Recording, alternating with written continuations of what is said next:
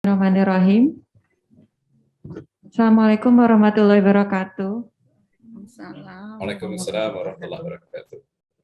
Puji dan syukur kita panjatkan kehadirat Allah Subhanahu wa taala karena berkat perkenannya kita bisa bertatap maya bersama di kegiatan public lecture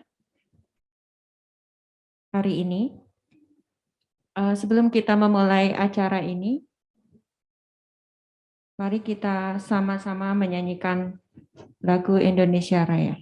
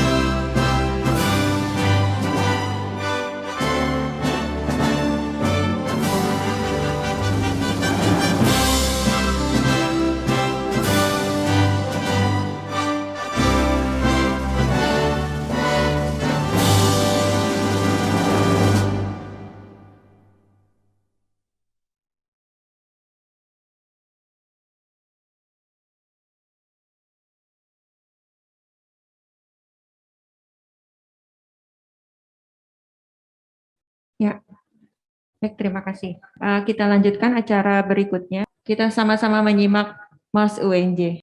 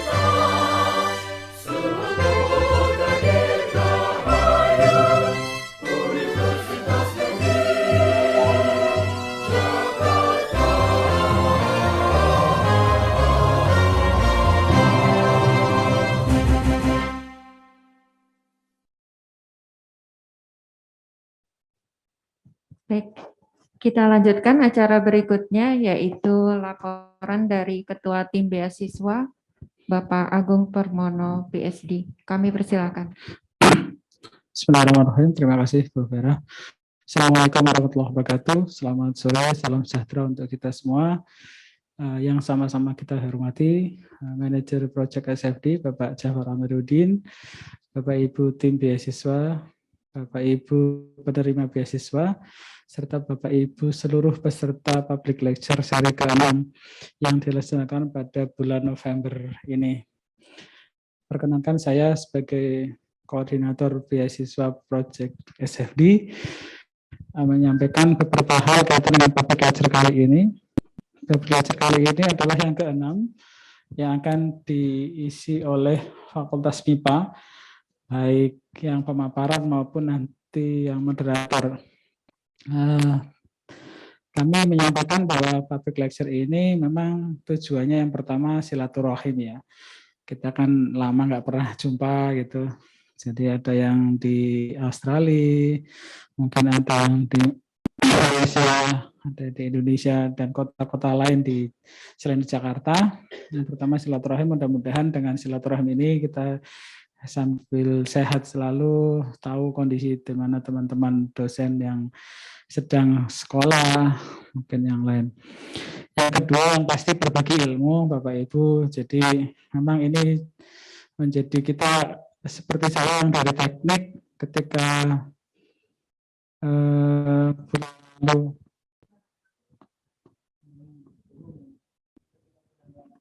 ada yang Bu Vera ya, Bu Vera itu dari Tata Busana menyampaikan penelitiannya tentang tata busana, kita jadi terbuka itu. Jadi itu berbagi ilmunya banyak.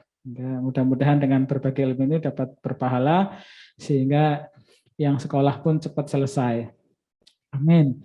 Yang ketiga juga menjadi media evaluasi, karena dengan seperti ini kita bisa tahu sampai seberapa jauh teman-teman yang sedang sekolah ini progresnya seperti apa gitu ya. Mudah-mudahan teman-teman lain yang belum berkesempatan untuk melakukan public lecture ini pada bulan-bulan mendatang, karena rencananya memang setiap bulan akan ada seperti ini, supaya bisa menyiapkan lah, hanya seperti itu Pak Jafar dan teman-teman.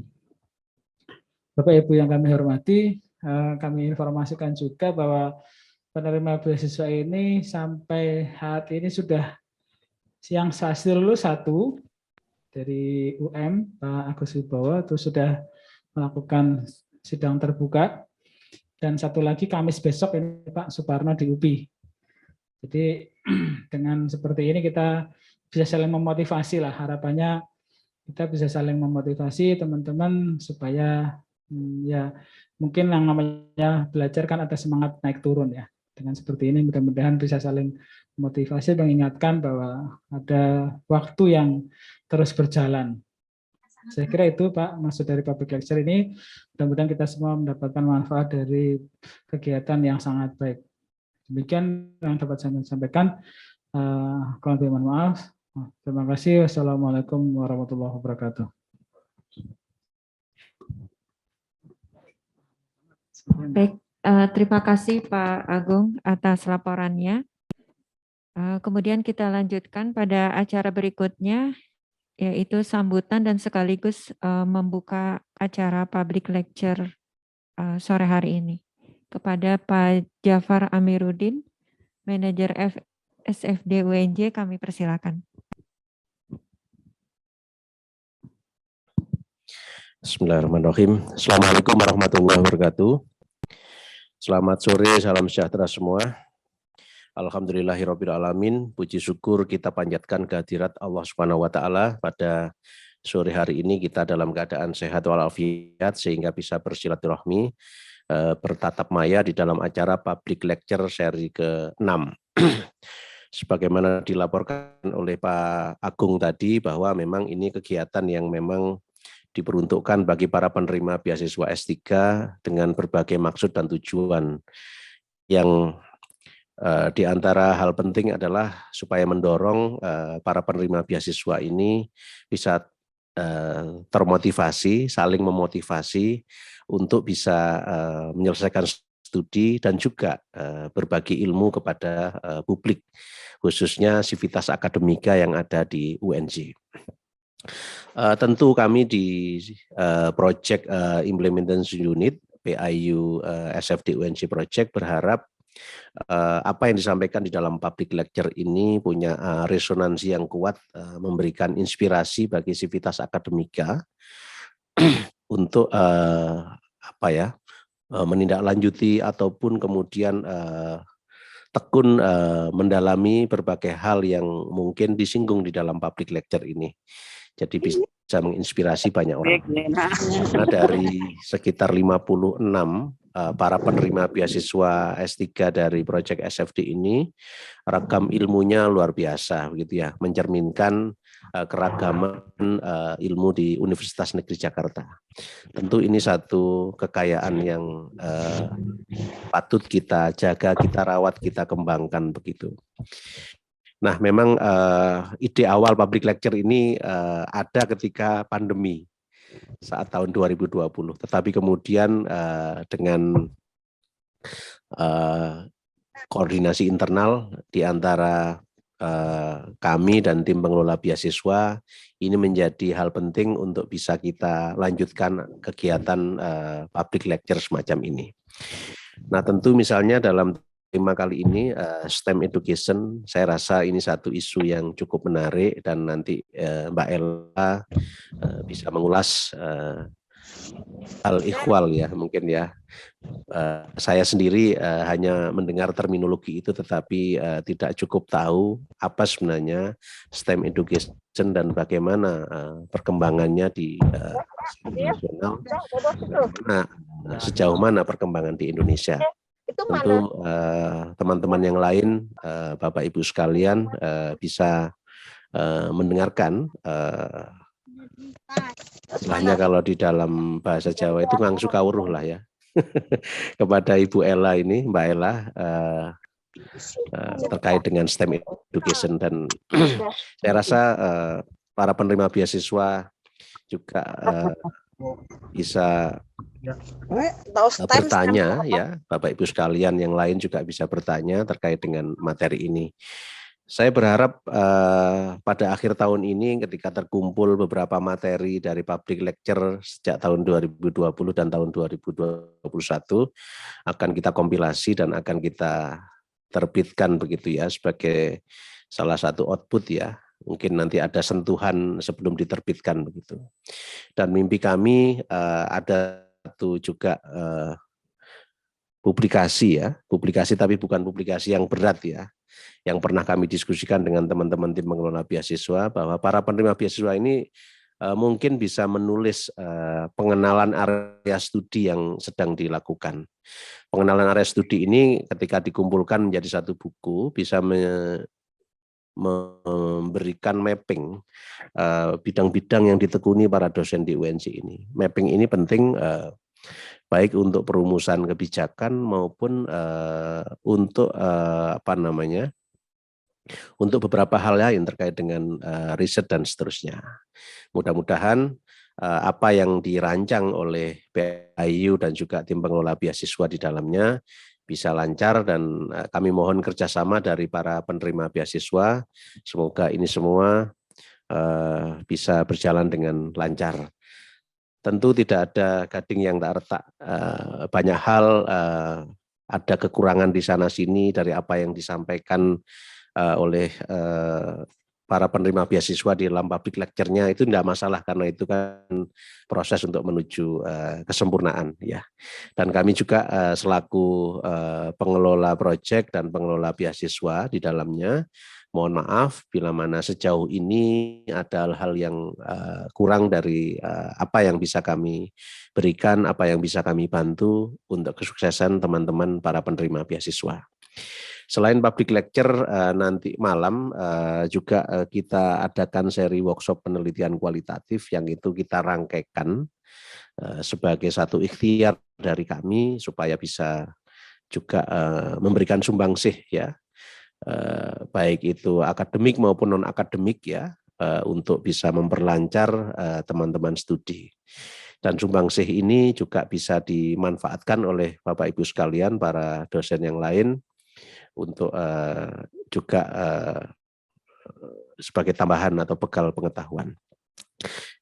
Kami sampaikan permohonan maaf juga dari Pak WR1 Prof. Suyono yang sedianya kami harapkan bisa memberikan arahan membuka pada sore hari ini, tetapi karena masih ada kesibukan di kampus sehingga beliau tidak hadir. Dan tentu kami semua berharap public lecture ini bisa lancar dan memberikan kemanfaatan bagi semua pihak. Terima kasih kepada para pengelola beasiswa, para penerima beasiswa yang hadir di sini, Bapak Ibu sekalian yang hadir di sini di ruang Zoom untuk mengikuti kegiatan public lecture ini. Wallahul muwaffiq ila aqwamit thoriq, kurang lebihnya kami mohon maaf. Assalamualaikum warahmatullahi wabarakatuh. Selamat sore, salam sejahtera. Waalaikumsalam warahmatullahi wabarakatuh. Ya, dengan ucapan Bismillahirrahmanirrahim, kegiatan public lecture ini kami nyatakan dimulai.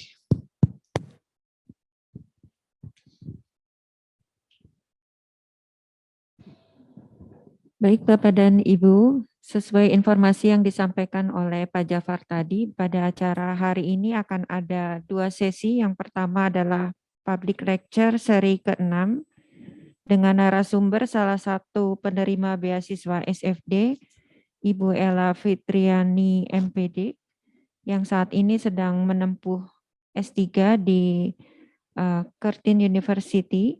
Kemudian acara yang kedua adalah seri workshop penelitian kualitatif secara daring, pengambilan data dan analisis data dengan narasumber Bapak JM Nurlintang MA dari Kantor Berita Antara yang akan dilaksanakan pada jam 19.30 nanti.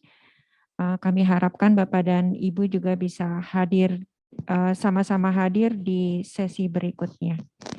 Baik, untuk acara berikutnya itu akan dipandu oleh moderator kita, Bapak Arif Rahman, dari Prodi Pendidikan Kimia, salah satu penerima beasiswa SFD juga yang saat ini sedang melanjutkan studi S3 di ITB.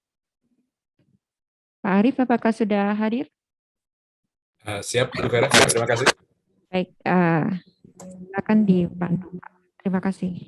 Ya, baik. Terima kasih untuk waktunya, Bu Vera. Dan terima kasih, Pak Jafar. Poin informasi, Bu Vera, untuk acara ini sampai jam berapa ya? Karena di undangan saya itu sampai jam 18.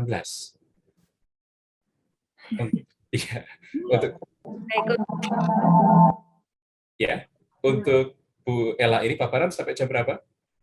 Bisa 1 jam, Pak, dilanjutkan nanti dengan... Oh, baik, 1 jam kemudian dilanjutkan dengan diskusi. Ya, baik. Terima kasih, Bu Vera. Assalamualaikum warahmatullahi wabarakatuh, Bapak Ibu sekalian. Ya, selamat sore, salam sejahtera untuk kita semua. Perkenankan, saya Arif Rahman. Saya akan memandu acara diskusi dan juga paparan. Akan didahului oleh paparan oleh Bu Ella Fitriani, MPD. Bu Ella ini adalah salah satu staf di Pendidikan Kimia UNJ yang telah menyelesaikan pendidikan S1 dari UNJ dengan IP terbaik, kemudian S2 itu juga menjadi wisudawan terbaik UNJ. S1 diselesaikan tahun 2013 ya. Kemudian 2012 ya, S2 itu diselesaikan tahun 2014. Jadi Bu Ella ini S1 sebagai wisudawan terbaik, dengan IP terbaik, demikian juga S2. Mudah-mudahan nanti S3 juga memperoleh hasil terbaik. Amin. Ya, Bapak Ibu sekalian, untuk tema yang akan kita diskusikan sore ini adalah STEM, Science, Technology, Engineering, dan Mathematics. Bapak Ibu sekalian, ini mungkin seringkali kita dengar. Apa itu STEM? Namun kemudian, sepertinya budaya yang melekat di masyarakat kita hingga hari ini, bahkan di budaya di pendidikan, seringnya adalah latah. Orang kemudian berbondong-bondong menerapkan STEM. Tapi kemudian apa filosofi STEM? Mengapa STEM kemudian dipilih oleh negara-negara maju sebagai jalan bagi mereka untuk melanggengkan dominasi di bidang ekonomi. Ini menarik sebetulnya ketika kita nanti melihat paparan yang akan disampaikan oleh Bu Ella. Apakah STEM ini memiliki prasyarat? Apakah STEM ini memiliki sarana-sarana penunjang yang harus dipenuhi? Terus kemudian bagaimana supaya Indonesia dapat melaksanakan? Jadi dari judul yang Bu Ella sampaikan, STEM, apakah dapat dilaksanakan di Indonesia?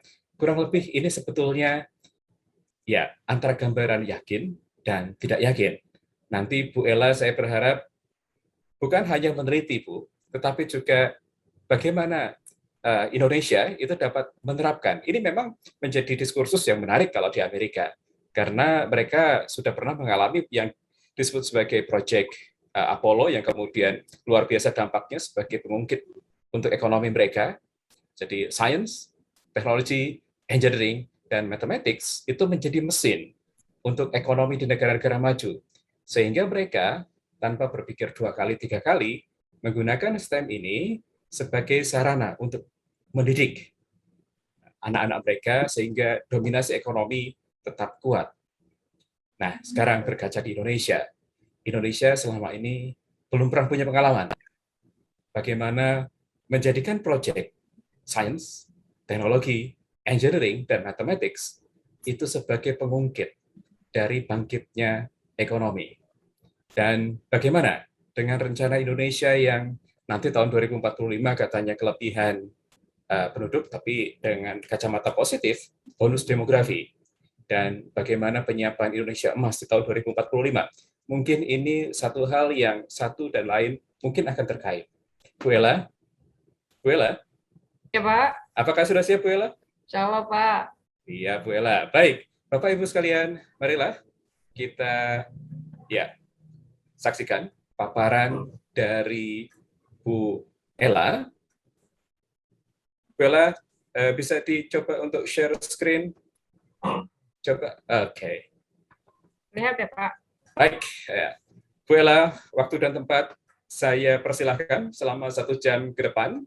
Ya. Terus kemudian Bapak Ibu yang akan bertanya, Bapak Ibu bisa menyimpan pertanyaan ataupun langsung via chat untuk ditanggapi oleh Bu Ella, ataupun nanti di akhir itu Bapak Ibu dapat bertanya di sesi tanya jawab. Baik, waktu 1 jam ke depan, silakan Bu Ella menyampaikan paparan. Terima kasih. Ya, terima kasih Pak Arif. Suara saya jelas kan ya Pak Arif ya? Jelas Bapak terdengar Ibu Bu Ella. sekalian.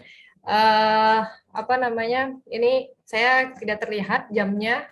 Kalau misalnya Pak Arif nanti kalau berlebih waktunya nanti bisa mohon Siap, Bu diingatkan Ella. Pak Arif. Tapi Saya sepertinya bersiap sebagai timer. Siap. tapi sepertinya saya tidak akan melebihi waktu yang ditentukan sepertinya. Ya Bapak Ibu, Assalamualaikum warahmatullahi wabarakatuh.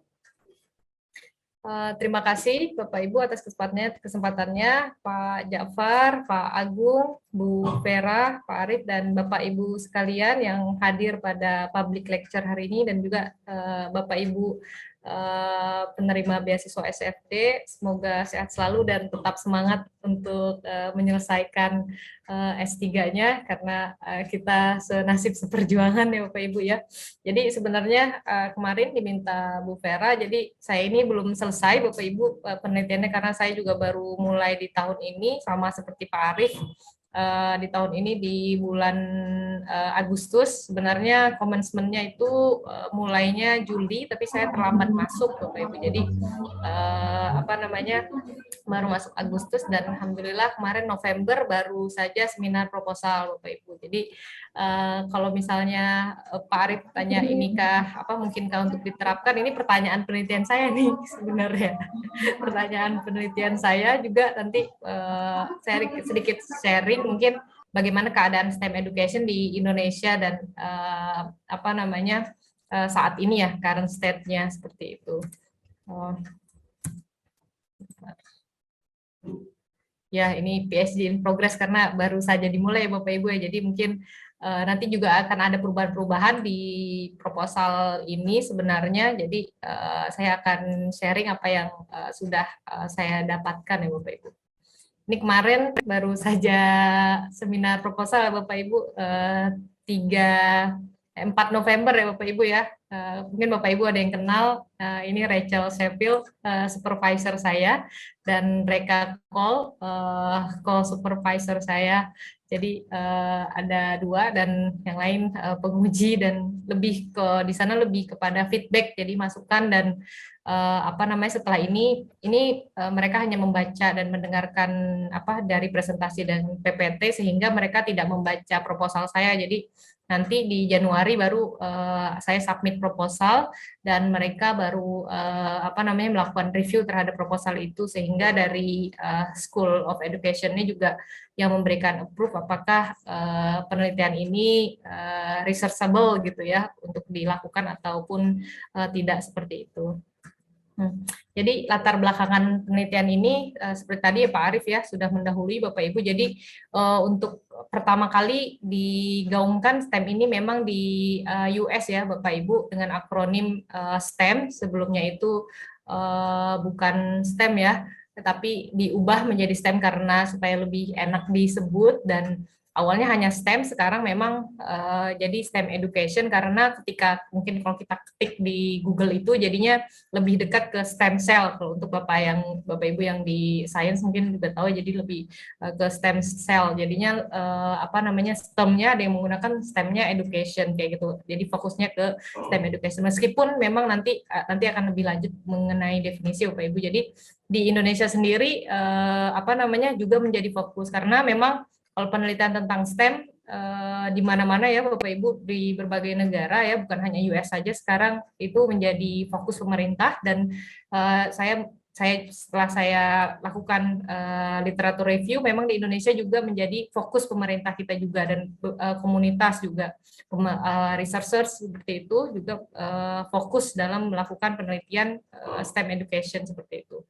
Nah, dalam beberapa penelitian gitu ya, guru itu memandang STEM education itu kebutuhan gitu. Jadi sudah saatnya ini kita perlukan gitu ya, karena dalam 21st century skill Bapak Ibu ya. Jadi dibutuhkan, karena permasalahan dalam mungkin kehidupan siswa ataupun dalam pembelajaran gitu tidak bisa diselesaikan dalam satu bidang ilmu lagi mungkin ke depannya gitu, sehingga butuh integrasi yang mungkin kita kenal dengan STEM education ini seperti itu. Tapi dari data gitu ya, jadi guru-guru ini terbebani dengan tingginya ekspektasi, sehingga efikasi mungkin lebih dekat kepada kepercayaan diri, bagaimana mereka yakin atau tidak melakukan hal tersebut. Misalnya ini adalah implementasi STEM seperti itu. Nah, di saat yang sama gitu ya, mungkin beberapa tahun kemudian juga dan sekarang juga ya, Indonesia ini memiliki bonus demografi yang kita berada di ini ya Bapak Ibu, apakah ini akan menjadi kelebihan ataupun menjadi kekurangan kita, ataupun menjadi karena bonus demografi ini kan kalau tidak dibekali dengan skill yang baik, maka itu akan menjadi beban untuk negara ini kan ya Bapak Ibu, seperti itu. Jadi diketahui bahwa bahkan sudah diyakini lah seperti itu Bapak Ibu ya, STEM education ini bisa mengembangkan keterampilan abad 21 gitu. Jadi problem solving kayak gitu, critical thinking yang dibutuhkan saat ini seperti itu. Jadi lebih kepada pembelajaran ataupun pendekatan terintegrasi dalam pembelajarannya kayak gitu. Jadi meningkatnya publikasi tentang implementasi STEM education di Indonesia gitu. Tapi ternyata di sini gapnya Bapak Ibu, Indonesia itu kita belum tahu gitu kesiapan guru itu dalam mengimplementasikannya seperti apa gitu. Jadi belum ada nih kesiapannya kayak gitu. Dan juga belum ada data kuantitatif dan kualitatifnya gitu ya mengenai kesiapan Indonesia gitu. Jadi penelitian saya itu lebih kepada mengetahui apakah Indonesia itu akan dan mendalami ya Bapak Ibu, apakah siap untuk menerapkan mengimplementasikan STEM education seperti itu. Nah, jadi saya mengambil teori karena tadi saya menggunakan efikasi, jadi saya menggunakan teacher self efficacy dari teorinya Bandura untuk mengetahui kesiapan ya readiness dari guru-gurunya seperti itu. Jadi dari self aplikasi itu bagaimana seseorang itu mengetahui kapabilitasnya untuk menyelesaikan suatu hal seperti itu. Nah, untuk STEM education sendiri, ini tadi seperti Pak Jafar bilang, apa sih itu? Karena termnya sebenarnya banyak dan lagi viral, mungkin bisa dibilang gitu. STEM education itu jadi ada yang STEM menyebutnya, ada yang STEM education gitu. Dan memang dari STEM sendiri itu sudah debatable Bapak Ibu, maksudnya tidak ada definisi yang ajak ini loh kayak seperti itu. Jadi secara akronim memang science, technology, engineering, matematik seperti itu, tapi untuk definisi gitu, bahkan para ahli pun tidak ada yang sepakat gitu, menyepakati satu definisi STEM ataupun STEM education seperti itu. Nah, dalam penelitian saya mengambil satu term atau definisi gitu ya. Dan saya lihat dari negara-negara tertentu, misalnya seperti Australia sendiri, mereka mendefinisikan STEM education, mereka ngambilnya STEM education itu dengan istilah sendiri seperti itu, sehingga mereka bisa mengimplementasikan dalam dokumen kurikulum mereka yang saat ini kita belum temui seperti itu.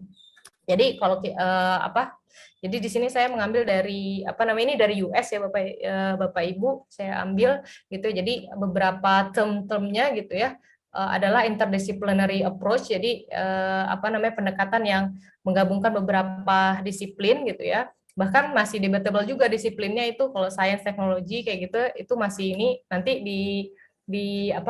ada perdebatan juga bidang-bidang STEM itu yang mana aja gitu, ada yang memasukkan ini, ada yang memasukkan itu seperti itu. Jadi memang berdasarkan term atau istilah definisinya memang berdasarkan siapa, ini berdasarkan siapa seperti itu. Jadi tidak ada satu definisi yang ajak ataupun disepakati bersama seperti itu. Nah, intinya juga adalah salah satunya dia berkaitan dengan real world lesson, jadi pembelajarannya dia berkaitan dengan pembelajaran yang berkaitan dengan kehidupan sehari-hari. Jadi menurut di Way itu kan bagaimana siswa itu bisa belajar di kelas di sekolah, tapi mereka bisa menyelesaikan permasalahan ataupun bisa digunakan setelah sekolah ataupun lulus dari sekolah itu mereka bisa ngapain. Berbeda kan kalau mungkin di sekarang ini mereka belajar di sekolah apa, terus di rumah ataupun di sekolah itu setelah lulus itu pekerjaannya apa ataupun tidak berkait dengan yang dipelajari di sekolah, karena di sekolah mungkin terlalu teoritis seperti itu, jadi tidak bisa digunakan seperti itu, jadi kurang applicable lah seperti itu. Jadi di sini memang lebih kepada science, technology, engineering, and mathematics. Kenapa? Karena memang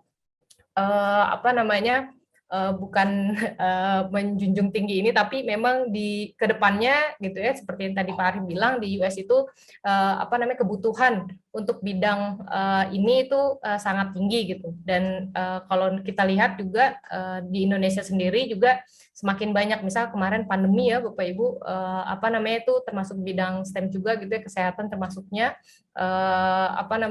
misalnya para nakes dan segala macamnya seperti itu.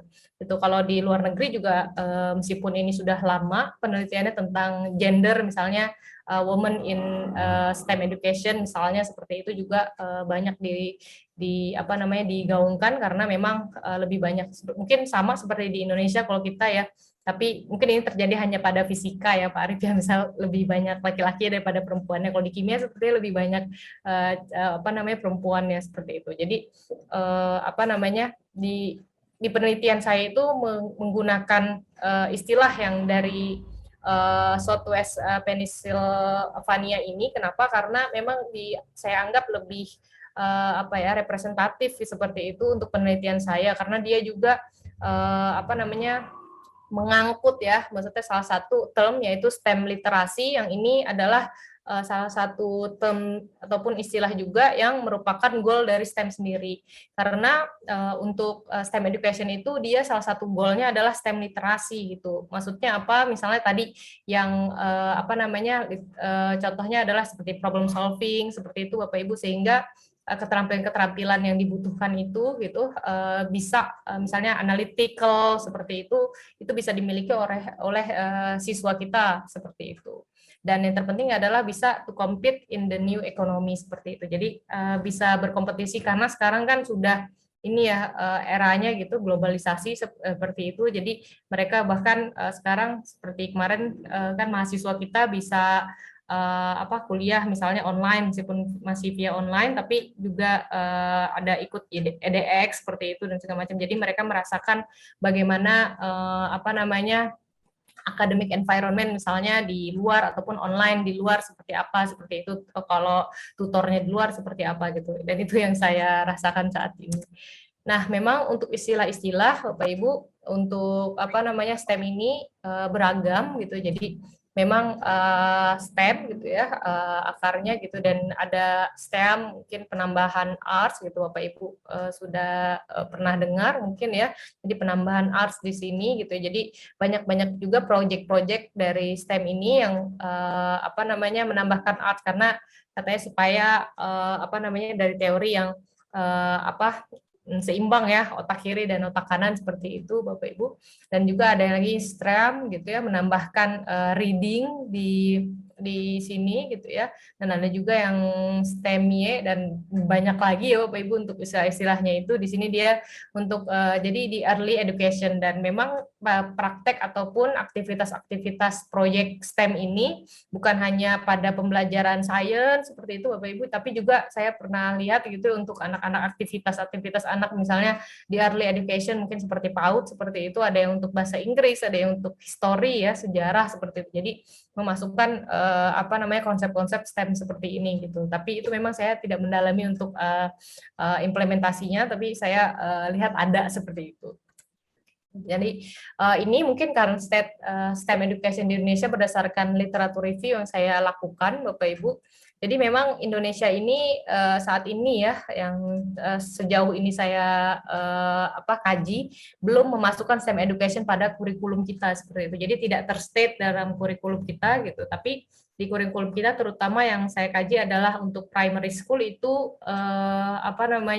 adanya kan tematik ya Bapak Ibu seperti itu. Jadi belum ada gitu untuk STEM education. Nah, kalau kita lihat saat ini memang pemerintah membuat program-program pelatihan STEM education untuk guru itu banyak sekali Bapak Ibu. Jadi saya search gitu untuk yang program-program STEM education pelatihan dari pemerintah ya. Jadi sehingga saya search-nya dari hanya website pemerintah, karena khawatir tercampur dengan misalnya kemarin kami juga melakukan misalnya workshop untuk guru, tapi kan itu dari institusi pendidikan ya, misal seperti kampus. Nah, ini yang saya cari hanya dari pemerintah. Nah, dari pemerintah sendiri sudah banyak program-program dan pelatihannya Bapak Ibu untuk STEM education kayak gitu.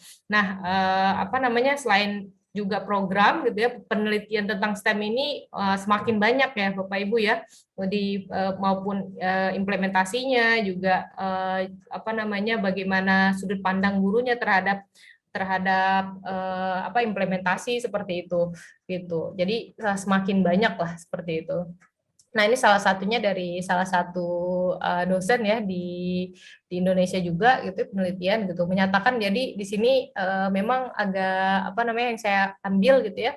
Jadi kebanyakan guru itu yang beliau survei ya Bapak Ibu, itu ada 100 guru-guru sains menilai diri mereka itu memahami STEM education gitu, dan mendapatkan manfaat keterampilan abad 21 setelah mengimplementasikannya. Tapi ini agak ironi dan bertolak belakang ya, padahal katanya beberapa guru itu gitu ya belum mengimplementasikannya gitu. Ternyata ini agak datanya, karena mereka tidak percaya diri dan tidak yakin bagaimana mengimplementasikannya gitu. Nah, di sisi lain gitu ya, di sisi lain Indonesia ini menggunakan pendekatan tematik pada pendidikan di tingkat SD. Jadi di tingkat SD seperti kita ketahui pendekatan tematik itu dilakukan gitu ya. Jadi dan pendekatan tematik ini sangat mirip gitu ya dengan STEM gitu ya, untuk pendekatan STEM, karena menggabungkan beberapa disiplin ilmu seperti itu dalam satu pembelajaran atau tema seperti itu. Nah, waktu itu saya juga pernah lihat ya, mungkin Pak Arif di sekolah alam itu waktu saya masih kuliah tuh S1, Pak Arif di Bandung, melihat tuh di salah satu sekolah alam. Jadi mereka temanya apa gitu. Jadi karena itu sekolah alam, jadi mereka mencabut ubi gitu atau singkong gitu ya. Jadi mereka mencabut itu. Jadi itu kan harus pengetahuan biologi ya, Bapak Ibu ya. Jadi mengetahui yang mana yang sudah matang yang bisa dipanen seperti itu, dan mana yang belum. Setelah mereka mencabut itu, mereka kumpulkan gitu kan. Setelah mereka kumpulkan, mereka timbang. Timbangnya tuh pakai yang timbangan yang ini ya, bukan timbangan digital seperti itu, sehingga mereka membaca bagaimana mistar ya Pak Agung ya namanya, apa ya yang timbangan seperti itu tuh. Jadi mereka belajar juga matematikanya di situ, bagaimana atau fisika gitu, membaca timbangan. Setelah itu mereka menentukan berapa harga dari ubi atau singkong tersebut kayak gitu, sehingga terus setelah itu mereka belajar menjualnya, sehingga itu ada juga bahasanya ya, bagaimana bahasa menjual dan berinteraksi seperti itu. Bahkan itu sosiologi bisa belajar. Jadi dalam satu tema, dalam satu kegiatan itu ada beberapa hal ataupun tema ataupun subjek yang telah mereka pelajari seperti itu. Jadi menggabungkan beberapa hal seperti itu. Gitu. Nah, ini untuk di Indonesia sendiri, Bapak Ibu, sudah salah satu program pemerintah ini, Bapak Ibu, mungkin ada yang tahu, ini Ki Hajar Kemdikbud, jadi ada program tersendiri Ki Hajar STEM gitu. Jadi ini lomba ya Bapak Ibu ya, untuk anak SD, SMP, SMA hingga SMA ya Bapak Ibu. Ini jadi jadi pemerintah kita dari Kemdikbud juga sudah ada program-program seperti ini yang dilakukan gitu. Jadi di Ki Hajar ini udah dari berapa ya? Dari 2019 kalau nggak salah Bapak Ibu. Jadi fokusnya memang di sini untuk memiliki keterampilan berpikir kritis gitu tadi ya, 21st century skill itu gitu melalui proyek berbasis STEM. Jadi memang kalau di Indonesia implementasi ataupun di di luar negeri ya, ataupun secara internasional itu memang penelitiannya banyak itu tentang bagaimana implementasi STEM itu di kelas, dan itu kebanyakan menggunakannya proyek gitu. Nah, ada yang menggunakan problem based gitu, tapi itu tidak banyak, sehingga kebanyakan orang ketika terpikir tentang STEM maka itu langsung ke proyek seperti itu gitu. Jadi STEM ini biasanya dikaitkan dengan project based learning seperti itu. Nah, ini pelatihan guru biasanya itu dari P4TK, IPA ataupun matematika, SMK dan segala macamnya itu telah dilakukan ya Bapak Ibu. Itu bahkan ini di masa pandemi kemarin itu pemerintah gitu melakukan kegiatan ini, jadi sampai penyusunan soal berbasis STEM gitu ya, kemampuan literasi dan numerasi gitu ya. Jadi dari SMP, SMA seperti itu juga, ini SMA seperti itu, ini 2019, ini 2020 gitu. Jadi pemerintah kita sangat menurut saya banyak sekali ya, di proposal saya itu banyak sekali list pelatihan yang dilakukan oleh pemerintah dan juga program-program yang berkaitan dengan STEM gitu. Tapi lagi-lagi memang yang yang saya dalami apakah akan dilakukan gitu ya, apakah akan ada gitu ya guidance gitu, guidance tersendiri untuk STEM education di Indonesia.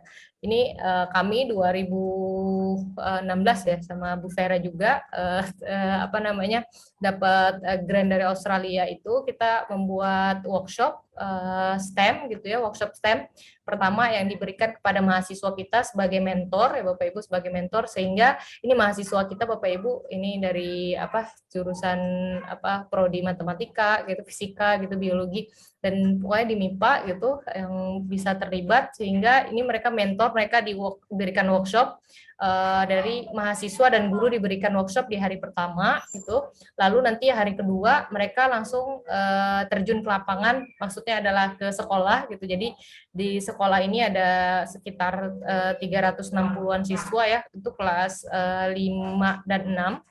Itu 5 dan 6, mereka itu nanti dibuat satu kelompok ini sekitar 4 atau 5 orang Bapak Ibu. Jadi mereka dikasih ini Wigglebot namanya, kita buat sehingga ini bentuknya seperti ini.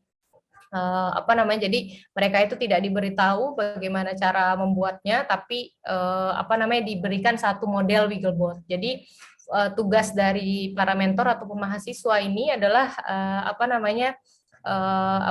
posing question gitu. Jadi kalau misalnya mereka tanya misalnya apa namanya, misal mereka kesulitan gitu ya, ataupun membuat kakinya ini kan ada 3 ya Bapak Ibu kayak gitu. Ini kan adalah matematika salah satunya.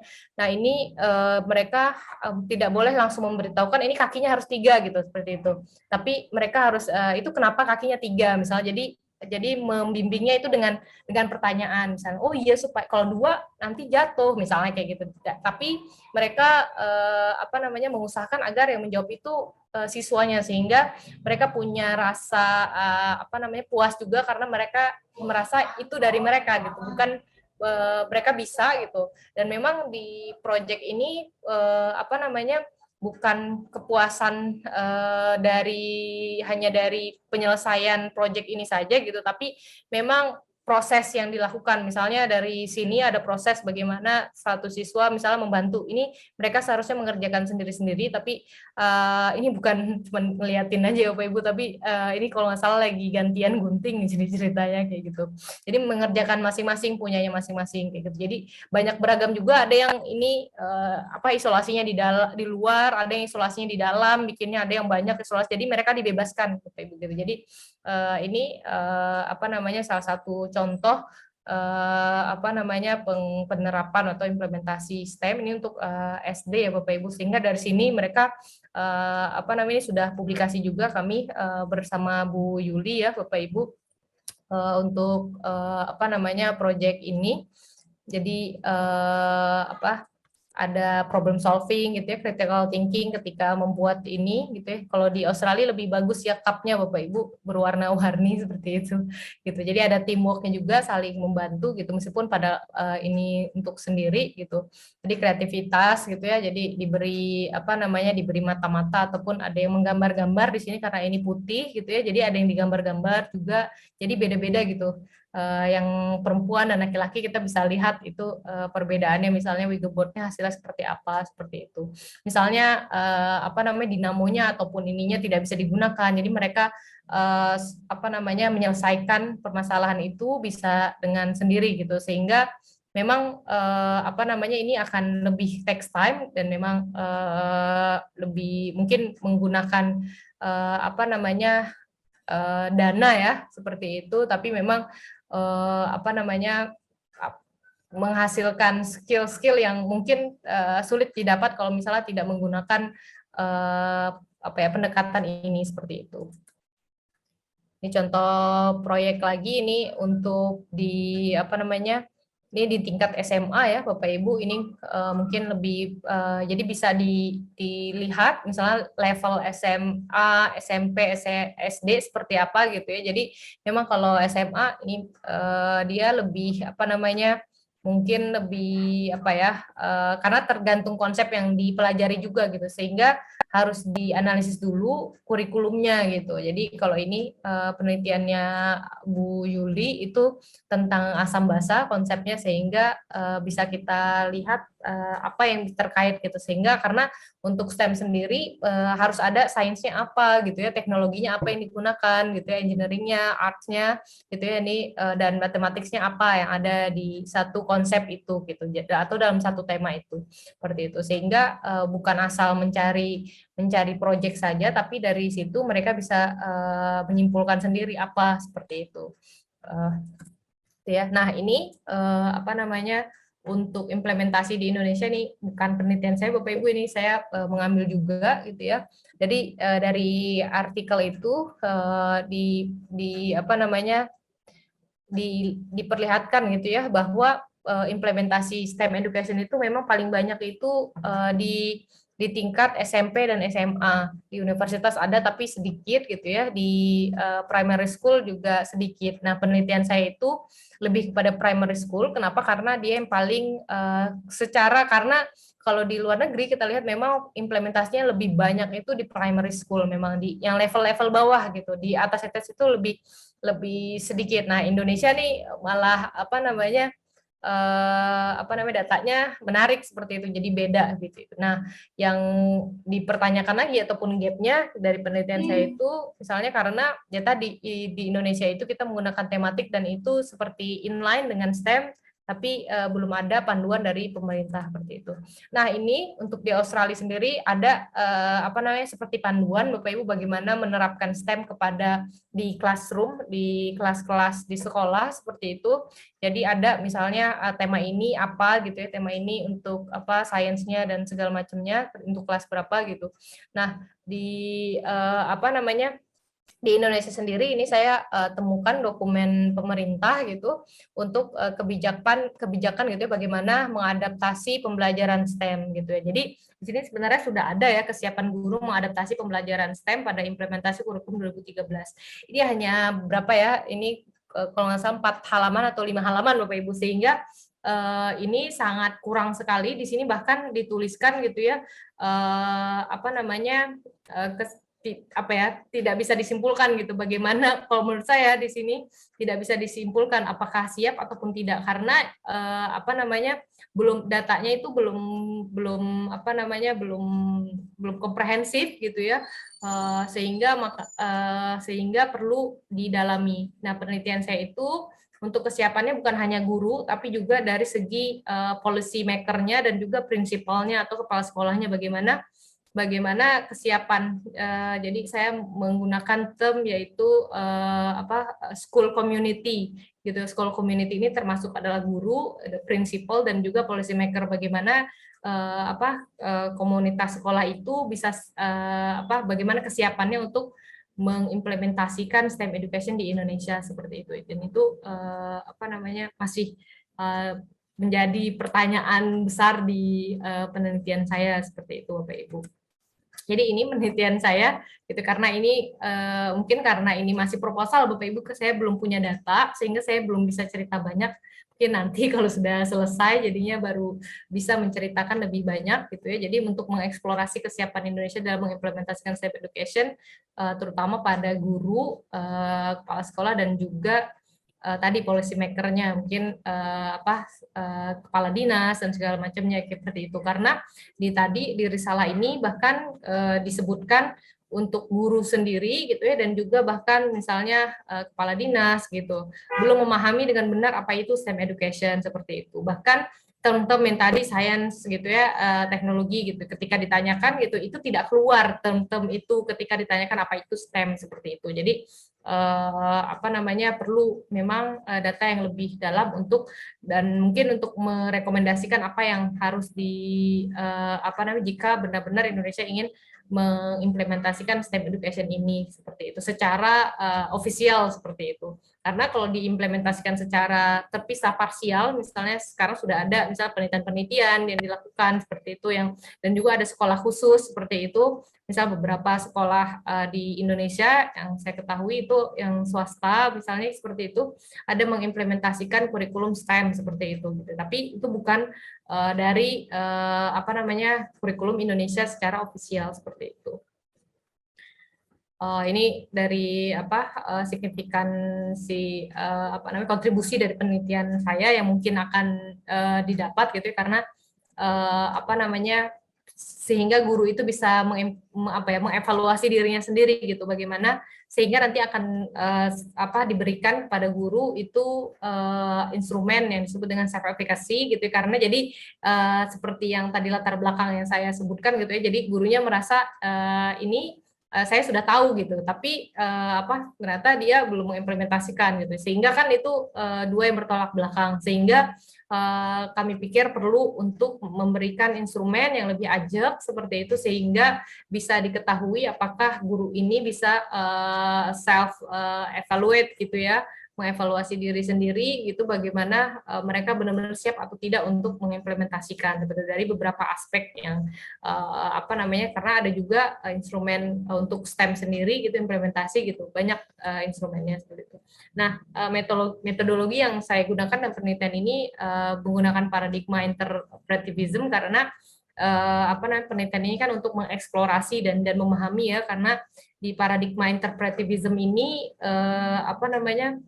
dia itu berpandangan bahwa setiap orang itu mempunyai pandangan yang subjektif gitu ya, percaya bahwa setiap orang itu mempunyai pandangan subjektif dan setiap orang itu mempunyai apa namanya pandangan sesuai dengan pengalaman mereka seperti itu. Jadi dan sehingga ini yang kami anggap gitu ya cocok untuk penelitian saya seperti itu. Dan sebenarnya ini case study ini kemarin ada perubahan lagi, sepertinya akan digunakan adalah mixed method case study. Jadi apa namanya dalam penelitian ini nanti ada data kuantitatif dan kualitatifnya seperti itu. Jadi case study kenapa disebut case study, karena ini case study Indonesia secara secara umum seperti itu. Jadi kami tidak membandingkan antara satu area dengan area yang lain seperti itu. Dan jadi ini case study untuk di Indonesia karena melihat uniqueness dari Indonesia sendiri gitu ya, dari beberapa aspek gitu, sehingga kami ambil ini mixed method case study seperti itu. Jadi kalau di Kertin itu mungkin sama Bapak Ibu yang lain juga ya, di penelitiannya itu tidak bisa melakukan penelitian sebelum mendapatkan etik ya. Jadi jadi tahapan saya itu masih panjang sebenarnya Bapak Ibu, kemarin baru seminar, nanti ada kandidasi sebenarnya nanti di bulan kalau lihat ini saya ya ini baru milestone, nanti baru kandidasi di Januari, setelah itu nanti baru pengembangan instrumen seperti itu. Jadi setelah itu baru harus mengambil ethics approval Bapak Ibu. Jadi di sini dari Kertin Human Research Ethics Committee. Jadi saya harus katanya ini cukup lama ya, beberapa bulan gitu untuk mendapatkan approval dari Kertin Human Research Ethics ini, sehingga butuh waktu juga gitu. Jadi belum bisa mulai untuk kecuali dapat dari ethics ini gitu. Nah, saya juga untuk mendapatkan ethics ini gitu ya, ada beberapa hal yang karena saya melakukan survei dan juga interview ya Bapak Ibu, sehingga itu yang harus dilampirkan ke Kertin dan harus nanti ada reviewer dari sana gitu. Jadi memang nanti harus seperti Bapak Ibu juga mungkin sama ya yang dilakukan di sini. Jadi ada inform consent gitu. Kalau kita publikasikan ada consent ya Bapak Ibu ya. Memberitahu ya gitu. Kalau misalnya data namanya tidak akan dipublikasikan untuk partisipannya gitu ya, dan mungkin data-data pribadi tidak akan digunakan dan segala macamnya. Ataupun nanti kalau karena saya ada interview lebih lanjut, mungkin saya akan bertanya gitu, apakah bersedia jika dilakukan interview lebih lanjut seperti itu. Jadi mungkin akan dilakukan seperti itu untuk di kuesionernya seperti itu. Jadi ada kuesioner gitu ya, survei gitu ya, dan juga nanti ada interview yang akan saya lakukan gitu. Jadi untuk etik juga lagi gitu ya, jadi memastikan bahwa dalam interview gitu ya, ataupun penelitian ini tidak membuat partisipannya itu merasa tidak nyaman gitu ya dengan pertanyaan-pertanyaannya ataupun menyudutkan seperti itu. Jadi banyak itu misalnya saya mempelajari ini, jadi karena kemarin saya bertanya, karena saya penelitiannya di Indonesia, apakah saya harus juga mengikuti ini gitu kan ya. Jadi katanya karena saya adalah student di Kertin gitu, jadi saya juga harus mendapatkan ini dan harus mematuhi pada National Statement Ethical Conduct in Research ini. Jadi untuk yang for human gitu ya, jadi harus memenuhi ini semua kayak gitu. Jadi saya sedang melakukan training juga tentang research integrity. Jadi kalau belum itu, jadi tidak boleh submit proposal gitu. Jadi masih panjang perjalanannya gitu. Nah, ini terkait SFD juga ya. Jadi di sini di etiknya itu ada tulisan gitu untuk yang mempunyai beasiswa gitu ya. Jadi di sini saya tulis I will ensure the sponsor doesn't control the research gitu. Dan memang seperti itu ya Pak Ibu. Jadi integrity sebagai peneliti seperti itu. Dan memang karena ini terkait juga karena penelitian saya berkait dengan policy maker juga gitu. Jadi memang akan ini ya, mungkin berdampak seperti itu karena juga ada data-data yang juga akan mudah-mudahan bermanfaat untuk kedepannya untuk jika benar ingin diterapkan seperti itu, ataupun kalau tidak diterapkan kita punya analisis seperti apa seperti itu. ini data manajemen. Jadi di sana memang kami harus memasukkan data yang raw itu ke dalam R drive di Kertin seperti itu. Jadi harus dimasukkan dan itu setelah 7 tahun itu akan dimusnahkan seperti itu. Jadi memang harus dimasukkan seperti itu. Jadi yang boleh mengakses itu hanya saya dan juga supervisor kalau tidak salah seperti itu. Jadi itu mungkin ini ada sedikit quotes ya, research means that you don't know but are willing to find out gitu. Jadi Charles Catherine ya mungkin itu. Terima kasih Bapak Ibu, mohon maaf jika ada yang kurang berkenan dan memang belum komprehensif karena memang belum dilakukan penelitiannya seperti itu. Ya, terima kasih Pak Arief. Mungkin dari saya sekian. Assalamualaikum warahmatullahi wabarakatuh. Waalaikumsalam warahmatullahi wabarakatuh. Terima kasih Bu Ella, paparan yang sangat menarik ya. Mudah-mudahan nanti dalam pelaksanaannya lancar. Bapak Ibu sekalian, silakan Bapak Ibu dapat mengajukan pertanyaan, diskusi, bahkan mungkin masukan sekiranya memang dipandang perlu. Silakan Bapak Ibu dapat mengajukan pertanyaan secara langsung, ya hidupkan mic, atau ketika Bapak Ibu sinyalnya kurang jelas, Bapak Ibu dapat mengetikkan pertanyaan itu di lembar chat, nanti akan saya sampaikan ke Ibu Ella. Silakan Bapak Ibu.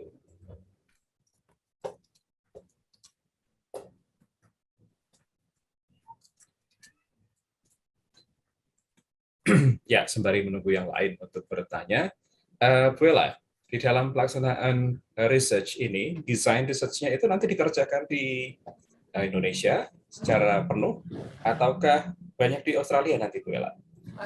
Pembagiannya bagaimana? Karena ini kan kelihatannya judulnya ngambilnya di Indonesia, terus kemudian sementara Bu Ella nanti bersekolah di Australia. Itu nanti seperti apa, Bu? Oh, sebentar, ini ada Ibu Siti Gomo. Baik, Ibu, silakan. Silakan hidupkan mic-nya, Ibu.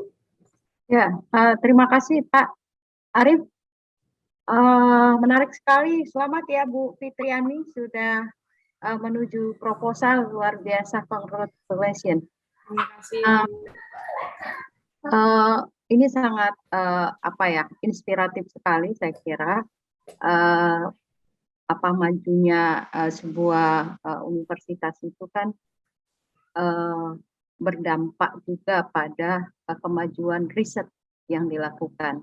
Nah, saya kira ini adalah terobosan baru ya di dalam selamat juga kepada tim yang melaksanakan forum ini ya, forum beasiswa untuk lecture.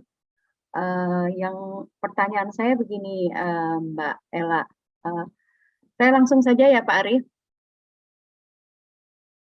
Silakan Ibu. Ya, oke.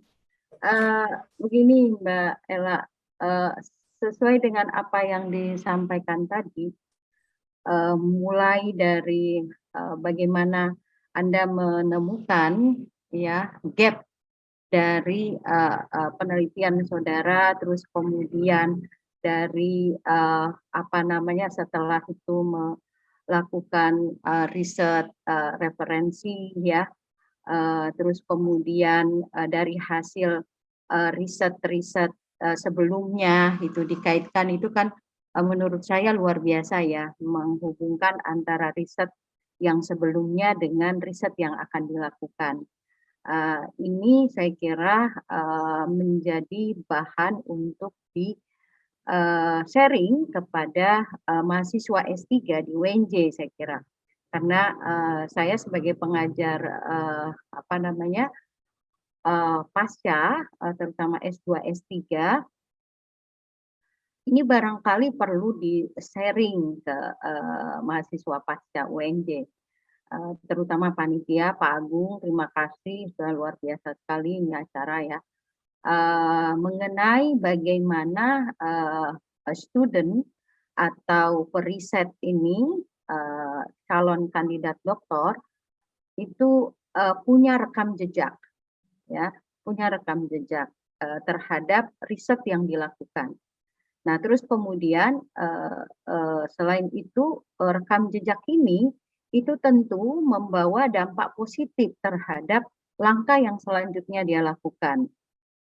Nah, ini saya kira model ini bisa diambil oleh UNJ ya di dalam riset-risetnya untuk tesis maupun disertasi. Yang kedua adalah bahwa ada semacam tanggung jawab yang diemban oleh universitas. Bagaimana integritas dari seorang periset itu sangat luar biasa, diberi tanggung jawab bahwa hasil penelitiannya itu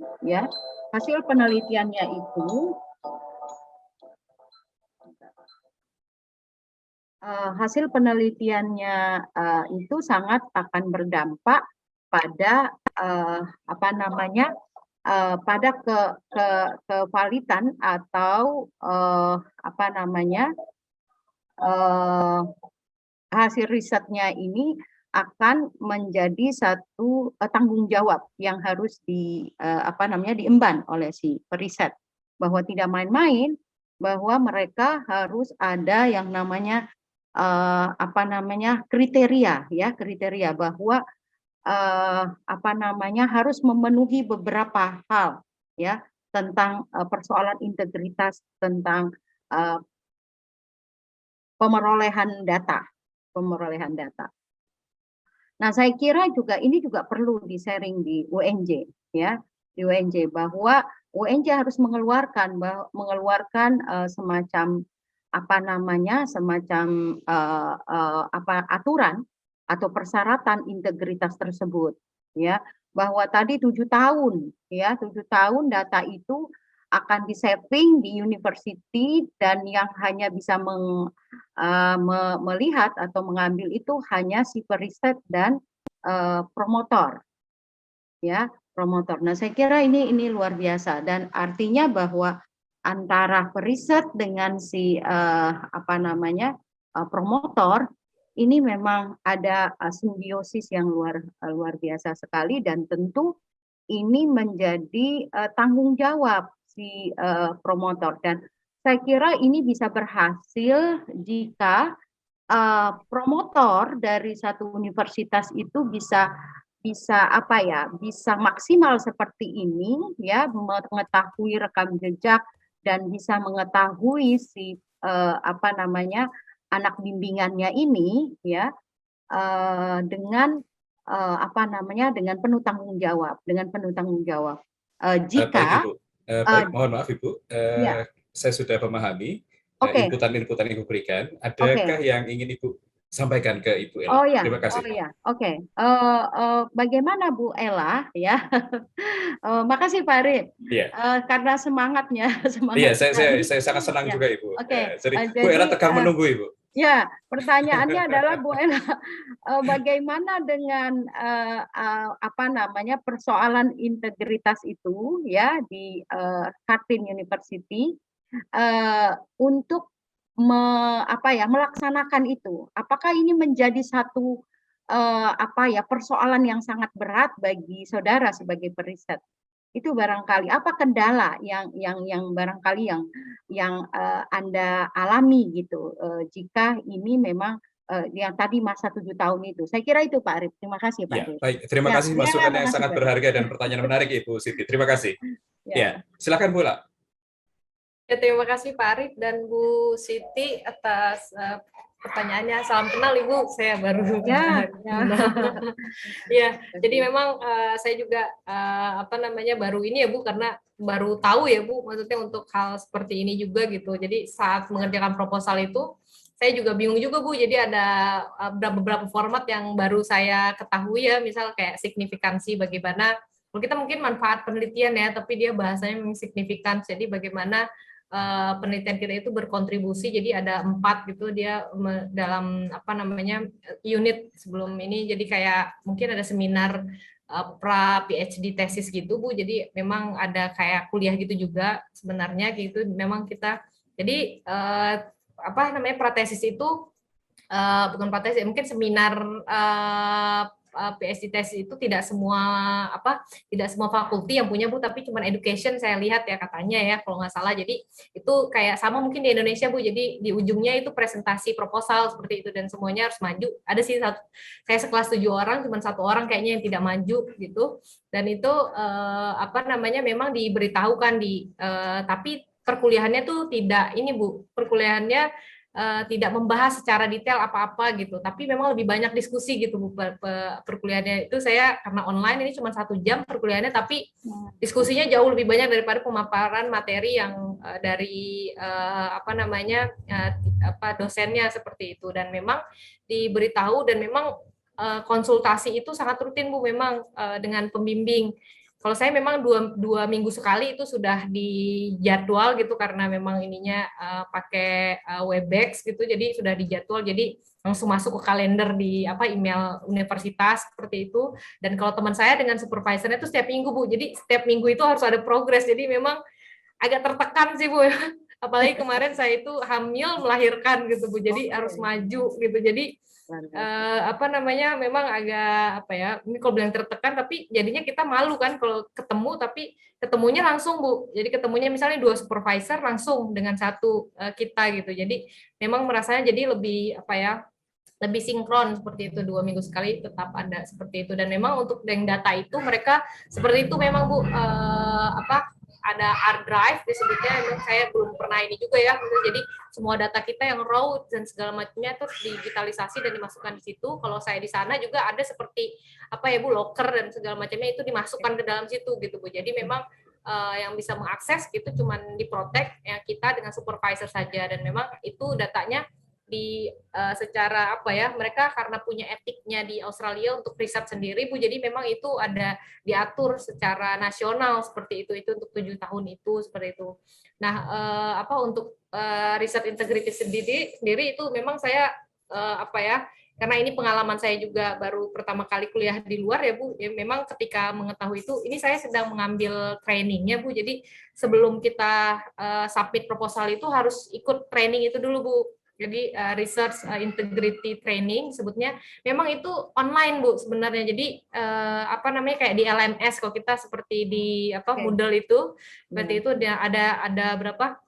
Ada 13 unit. Setiap unit itu ada kuis dan kita tidak bisa next ke kuis selanjutnya ataupun modul selanjutnya sebelum kita dapat KKM-nya seperti itulah Bu ya. Memang jadi lama-lama jadi paham juga kayak gini. Jadi dan di setiap yang unitnya itu modulnya memang ada banyak skenario-skenario. Misal seperti sekarang aja ini saya tidak membuka semua proposal saya karena saya baru kandidasi, dan memang kemarin diskusi sama Pak Arif juga gitu ya, karena di education gitu. Jadi misalnya kita seminar nih, kita kasih ide gitu. Misal kita kasih ide, kita kan mempresentasikan ide kita ya, Bapak Ibu ya. Terus ternyata beberapa bulan kemudian gitu ya, orang yang dalam konferensi itu publikasi tentang ide kita kayak gitu, gitu ya. Jadi, nah itu itu termasuk dalam apa gitu. Misalnya itu mencederai di nomor berapa gitu, misalnya kayak gitu. Jadi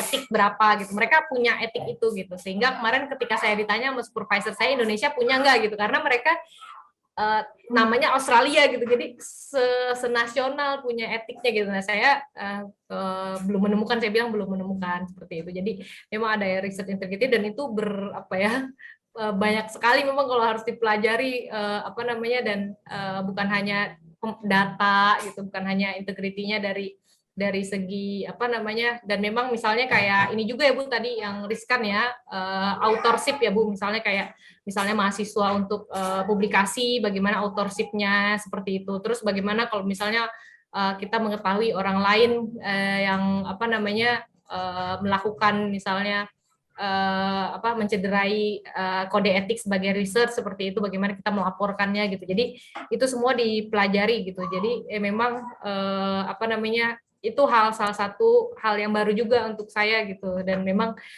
jadi saya ada diskusi juga dengan dosen lain gitu, maksudnya apakah di UNJ ada seperti itu. Jadi kalau misalnya ada kan kita ini sangat baik ya Bu ya, misalnya seperti itu. Mungkin Bu Siti. Terima kasih atas pertanyaannya. Ya, baik. Terima kasih Ibu Siti dan juga jawabannya Bu Ella. Sangat membantu Bu Siti dalam mengarahkan Bu Ella kelihatannya ini. Malah Bu Ella yang ciri curhat ya Bu Ella ya. Baik, ya, terima kasih Bu Siti untuk pertanyaan dan juga sarannya. Terima kasih.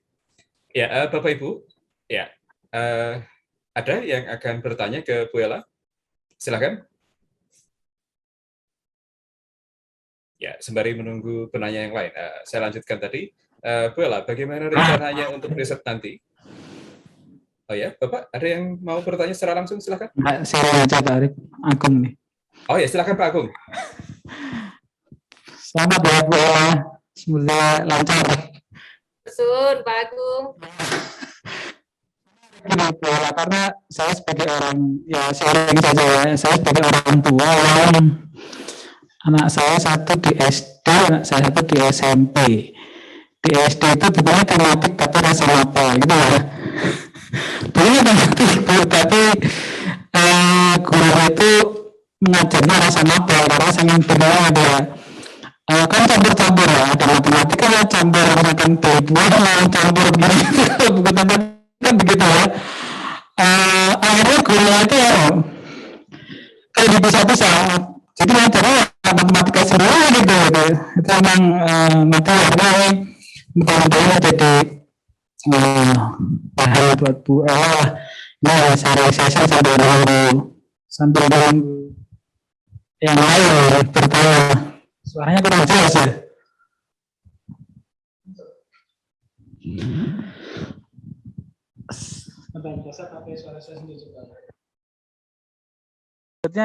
Sekarang jelas Pak Agung.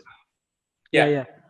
Nah, salah satu, nah terus ada kakaknya yang sekarang masuk SMP itu dia masuk ke sekolah yang menerapkan STEAMI.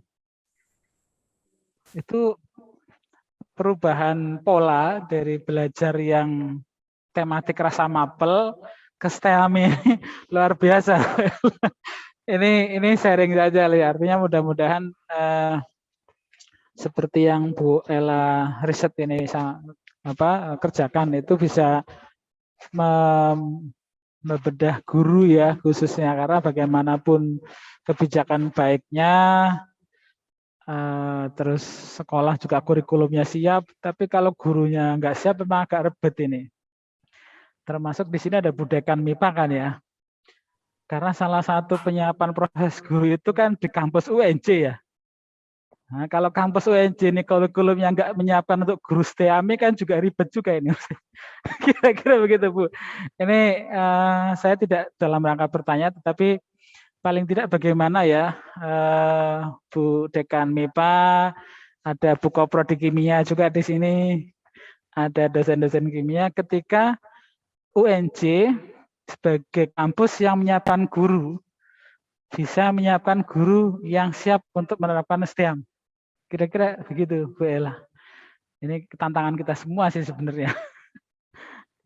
Monggo Bu Ella, ini sharing session aja. Saya nggak bertanya, tapi paling tidak kita di UNJ itu bagaimana kita UNJ menyiapkan guru yang siap untuk menerapkan STEM, karena bagaimanapun kan S1 pendidikan kimia nanti lari ke sana ya. Seperti hanya saya sempat berdiskusi dengan Prof. Mukti itu bagaimana UNJ menyiapkan guru-guru untuk sekolah internasional.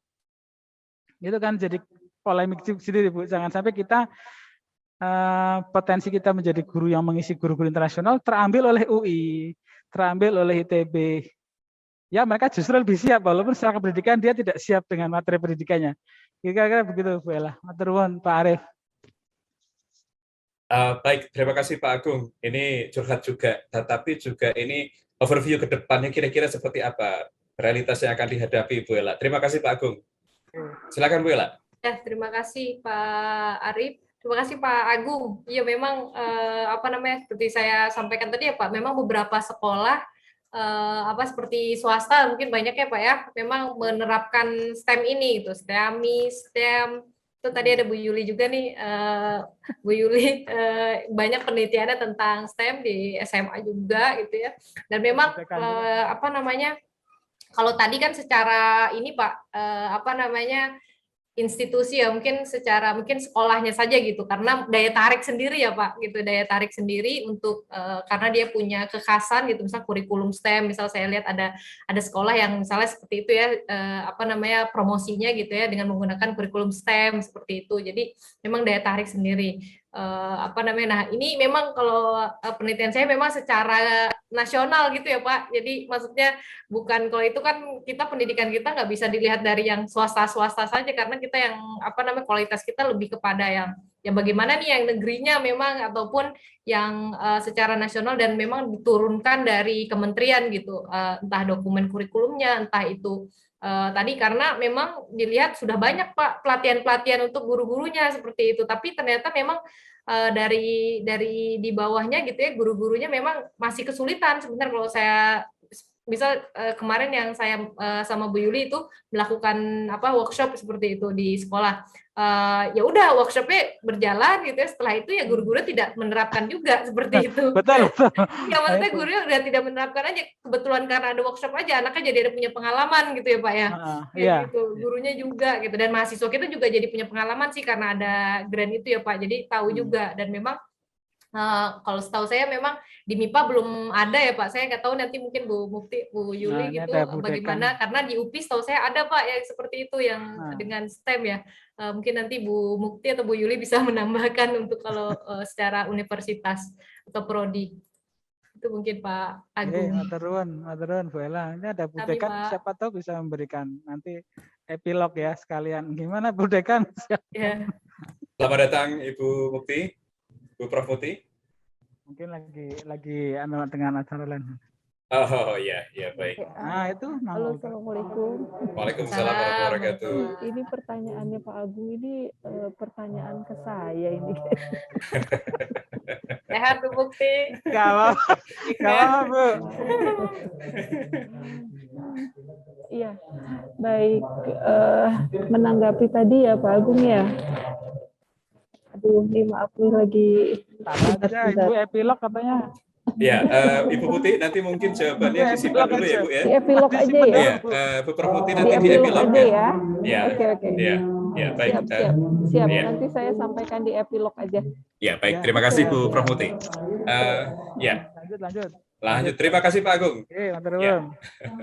Bapak Ibu sekalian, ini waktunya masih cukup panjang. Kalau di jadwal itu sampai jam 18. Siap Bu Ella sampai jam 18? Silakan Pak Arif. Oke. Baik, ya, terima kasih Bapak Ibu sekalian. Ada yang ingin berbagi pengalaman atau mengajukan? Oke. Ya, baik. Boleh bertanya Pak Arif? Baik, silakan Bapak. Ya, terima kasih Pak Arif kesempatannya, Bu Ella dan panitia SFD. Saya tertarik tadi dengan metodologi yang menggunakan paradigma interpretivisme dan kombinasi dengan case study. Pertanyaannya adalah bagaimana awalnya hingga prosesnya sehingga menentukan paradigma yang digunakan adalah interpretivisme dan case study ini. Sementara ini bidang pendidikan. Kemudian titik fokusnya, titik beratnya nanti apakah meneliti kurikulumnya, pedagogisnya, atau secara antropologi pendidikan, subjek orang-orang ataupun aktor-aktor yang terlibat dalam pendidikan ini seperti perubahan pada siswanya, dinamika sosial budaya yang terjadi di guru ataupun siswa, dampaknya apa dengan STEM ini. Saya kira itu Pak Arif pertanyaannya. Ya, baik. Terima kasih Pak Ahmad Hakam. Betul ya Pak Ahmad Hakam ya? Ya, karena Bapak tadi tidak mengenalkan diri. Iya, betul. Oke, baik. Ya, baik. Terima kasih Pak Ahmad Hakam. Bu Ella, pertanyaan dari Pak Ahmad Hakam, apakah sudah dapat ditangkap? Ya, sudah Pak. Terima kasih. Baik, terima kasih. Silakan Bu Ella. Pak Ahmad Hakam juga di Australia Pak ya? Belum berangkat. Oh, tapi udah mulai ya Pak? Di Australia Bu. Ke Scotland. Oh, Scotland jadinya. Wah, alhamdulillah. Iya. Iya, alhamdulillah. Ya, selamat Pak. Udah mulai Pak? Sudah mulai tapi masih konsultasi secara online. sebelum datang. Ya, alhamdulillah. Selamat Pak, semoga lancar. Amin. Ya, Terima kasih. ya Pak Ahmad Hakam, memang apa namanya penentuan ini memang apa namanya berdasarkan diskusi dengan apa namanya dosen pembimbing ya, memang dari awal memang karena memang tujuannya untuk memahami dari apa namanya partisipan di sini kan adalah tadi ya guru-guru gitu ya, dan juga apa namanya policy maker gitu ya, untuk karena yang kami kaji juga dokumen juga gitu, sehingga memang paradigma interpretivism ini memang dianggap paling apa namanya paling pas gitu, karena memang di awal itu saya karena ini mungkin penelitian PhD ya, saya tidak diberikan langsung kamu pakai ini gitu, jadi nggak boleh. Jadi memang dari pembimbing saya itu terutama dari yang pembimbing kedua ya, itu meminta untuk memberikan referensi, tapi suruh membaca dulu gitu, sehingga saya yang harus memutuskan saya mau pakai paradigma apa, saya mau pakai metode apa, gitu, seperti itu ya. Jadi apa namanya tidak diberikan seperti itu, dan memang setelah ini saya ajukan seperti ini gitu, karena melihat studi-studi yang lain, penelitian yang lain gitu, yang hampir-hampir mirip seperti itu, dan apa namanya, dan hari ini saya baru ketemu ada yang disebut dengan mixed method case study seperti itu juga. Jadi apa namanya itu mau diajukan juga ya, tapi memang apa namanya sudah disetujui seperti itu untuk paradigma interpretivism ini tadi ya, karena dia lebih apa ya cocok lah dengan tujuan penelitian saya ini, dan juga untuk case study. Kenapa? Karena untuk case-nya adalah untuk di Indonesia seperti itu. Jadi apa namanya kenapa juga mixed method case study, karena memang datanya memang yang apa namanya case study ada kuantitatif dan kualitatif, tapi kita pakai yang konkuren ataupun yang bersamaan gitu. Jadi tidak pakai yang sekuensial yang habis kuantitatif atau kualitatif ataupun yang besar sebelah seperti itu.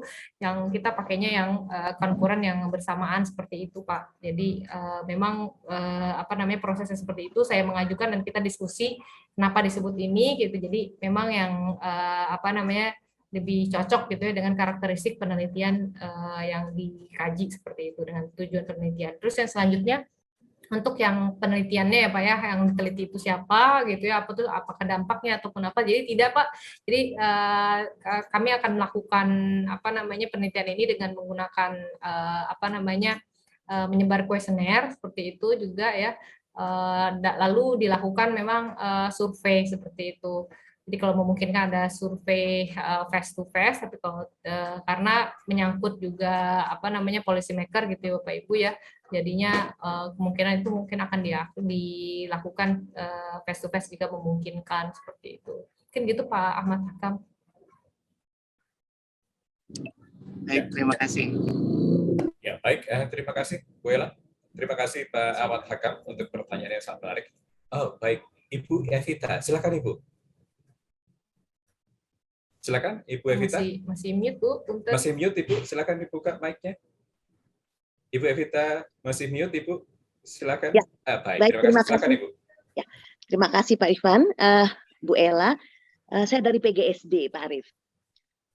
Bu Ella, ya saya tertarik tadi mendengar tentang STEM. Memang betul deh, kita nih bangsa Indonesia, karena betul ada yang tadi mengatakan kita gampang banget latah gitu ya. Latah tanpa kita tahu dan kita siap betul untuk melaksanakan itu. Nah, tadi saya tersentuh juga dengan pertanyaan, sejauh apa kita membekali guru-guru kita. Jadi kalau Bu Ella lihat di luar, guru-guru mereka betul-betul dibekali. Apa yang bekal? Ya, apa bekal yang harus kuat? Coba tanya, seberapa banyak guru-guru kita, calon-calon guru kita yang kependidikan ya, mendapat mata kuliah psikologi pendidikan?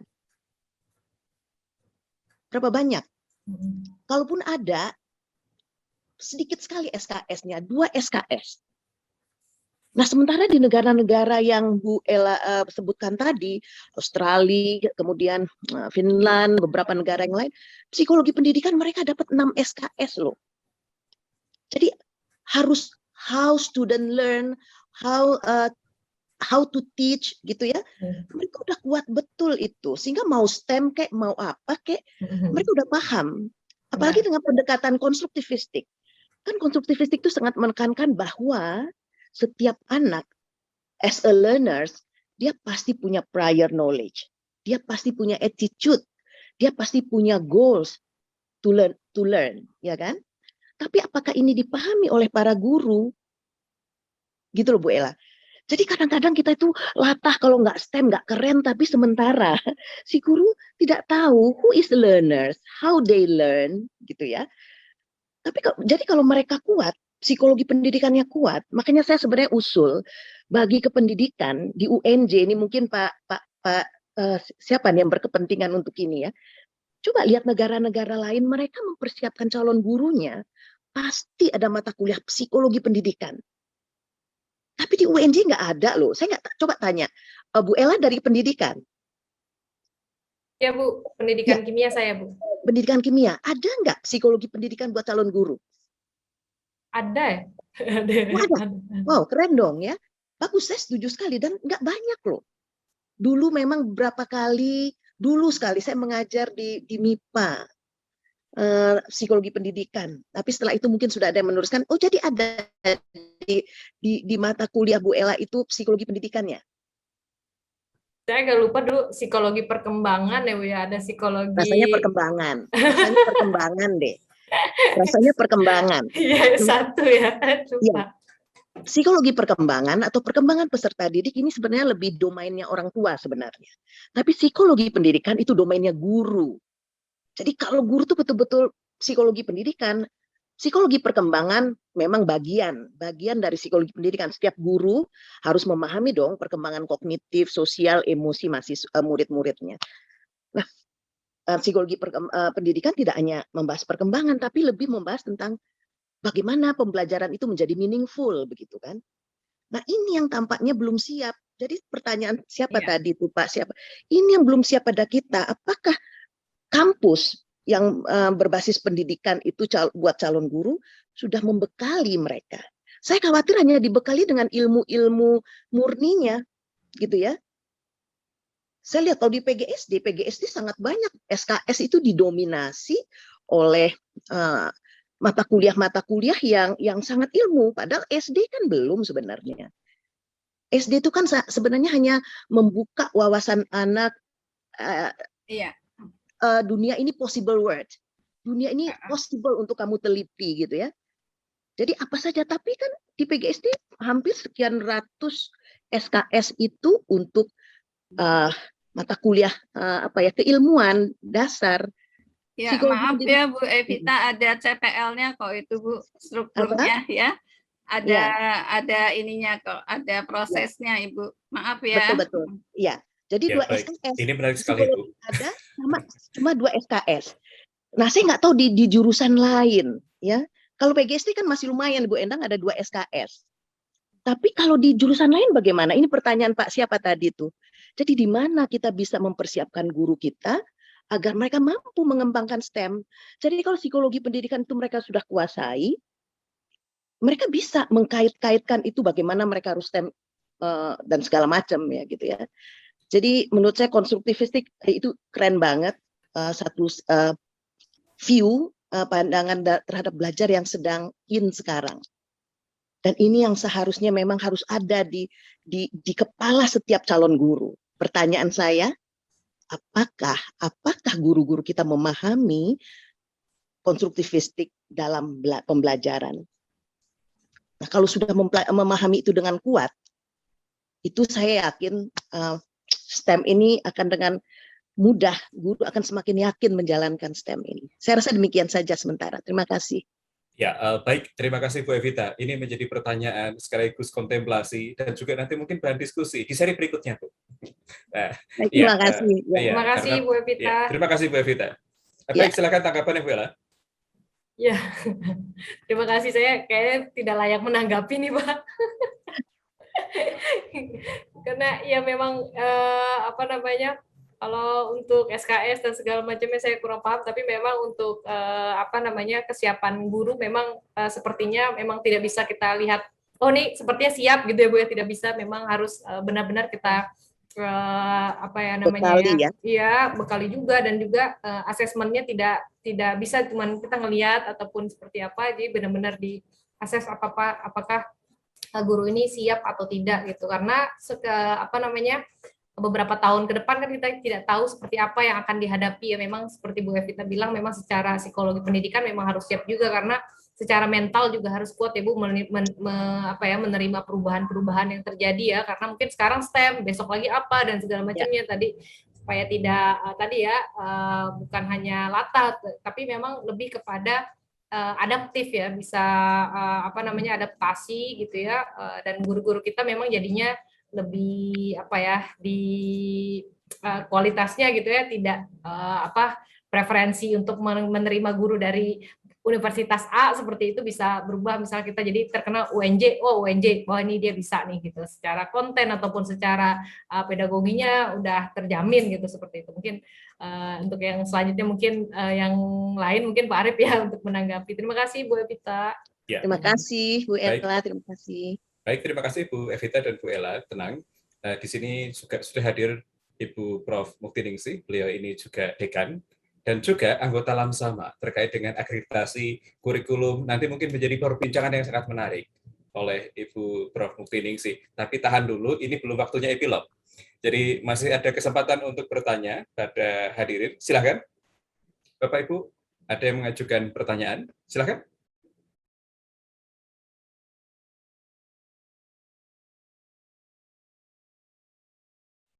Ya, baik. Kalau tidak ada pertanyaan dari hadirin, Bu Ella. Bu Ella. Ya, Pak. Silakan Bu Ella meresume, ya, di Bu Ella meresume, terus kemudian memberikan highlight tentang apa-apa yang Bu Ella sampaikan hari ini sebelum nanti epilog yang akan disampaikan oleh Ibu Prof. Muktiningsih. Silakan Bu Ella. Ya, terima kasih Pak Arif.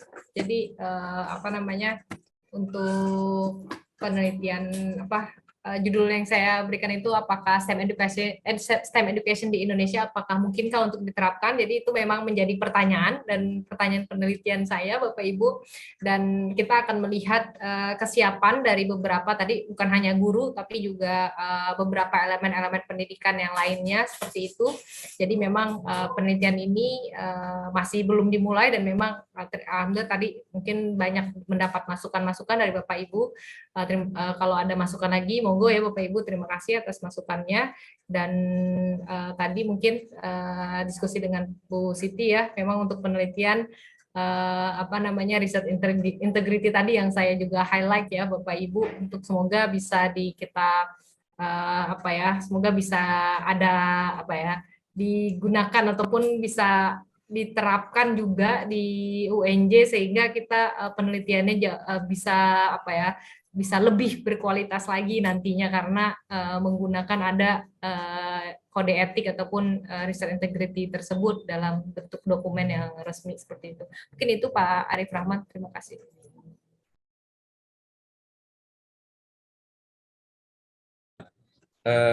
Ibu Prof. Muktiningsih, Ibu.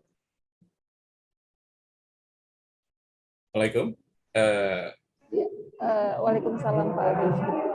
Baik. Waalaikumsalam Pak Arif.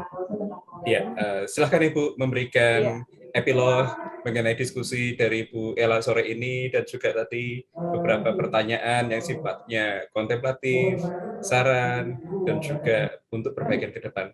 Monggo Ibu, silakan, waktu dan tempat saya persilakan. Terima kasih Pak Arif. Yang pertama-tama saya mengucapkan selamat dulu nih untuk Bu Ella ya. Bu Ella ini udah seperti anak saya ya. Jadi mulai dari S1, S2 ya, kemudian jadi dosen muda ya, sama-sama di kimia, yang tadinya mahasiswa kami sekarang menjadi kolega kami. Alhamdulillah ya, selamat sekali lagi Bu Ella mendapatkan 2 sekaligus, mendapatkan putri dan mendapatkan juga kesempatan untuk sidang proposalnya ya di Kertin ya, sudah seminar proposal ya. Ya Bu, alhamdulillah. Oke, yang saya hormati juga ini tim SFD, Ketua Tim Beasiswa Pak Agung Pramono. Terima kasih sudah memberikan kesempatan kepada dosen kami ini, Bu Ella di sini ya. Kemudian yang saya hormati ini sahabat saya juga nih, Bu Evita, senior saya. Terima kasih sudah memberikan masukan banyak ya. Terima kasih Bu Uti. Sehat-sehat Ibu. Senang bisa ketemu. Sehat-sehat. Alhamdulillah sama-sama. Ya, terima kasih. Terus terang memang kami banyak belajar ya. Apalagi tantangannya Pak Agung tadi ya, bagaimana kita mempersiapkan guru yang siap untuk bisa berkiprah secara internasional ya. Sesuai dengan visi UNJ untuk bisa berkiprah di level Asia. Saya berharap ya Bu Ella ini menjadi salah satu pionir kami di bidang STEM ya. Memang selama ini kita sudah mencoba, pionir pertamanya itu Bu Yuli ya, bagaimana membawa STEM ke Indonesia ya, kemudian sudah diperkenalkan juga dengan bekerja sama dengan Curtin University. Kemudian belum lama juga saya diundang oleh tim STEM-nya P4TK dan NIE Singapura. Mereka juga sudah mengembangkan, terutama untuk guru-guru penggerak yang sekarang ini sedang mulai dirintis oleh Pak Menteri. Saya insya Allah seminggu kemarin itu mengikuti bagaimana dinamika implementasi STEM di Indonesia. Tetapi saya sangat berharap Bu Ella ini bisa memberikan dasar akademik. Karena terus terang, apa yang tadi disampaikan oleh Bu Evita, bahwa kalau kita siap secara psikologi, apapun perubahannya, itu pasti guru kita bisa menyesuaikan. Nah, yang saya lihat di lapangan, ini guru-guru memang belum siap secara psikologi pendidikannya. Jadi apapun ada sedikit berubah, panik, sedikit berubah, panik gitu ya. Jadi semoga Bu Ella bisa belajar lebih dalam lagi bagaimana mempersiapkan guru-guru kita supaya ketahan malangannya itu tinggi. Karena saya lihat sekarang ini banyak guru yang panik, sedikit berubah panik, sedikit berubah panik gitu loh ya. Tapi kalau saya setuju dengan Bu Evita tadi, bagaimana kita membangun psikologi pendidikan guru supaya lebih matang ya. Jadi untuk menghadapi perubahan itu menjadi tidak panik. Itu yang pertama. Kemudian yang kedua, tantangannya Pak Agung tentang penyiapan guru STEM, ya guru-guru yang memang menguasai STEM dan bisa berkiprah secara internasional. Terus terang setelah kembalinya saya mengikuti pelatihan STEM yang 1 minggu full dari NIE Singapura, kemudian kami juga sudah mencoba merintis kerjasama dengan NIE. Insya Allah MOU sedang dipersiapkan. Kemudian saya juga mengajak Bu Yuli untuk sama-sama membangun STEM Center di UNJ. Jadi STEM Center ini menjadi pusat belajar kita bersama, dosen belajar melihat kebutuhan lapangan, karena sekarang di sekolah penggerak itu sekarang semua diperkenalkan semua harus STEM, semua harus STEM.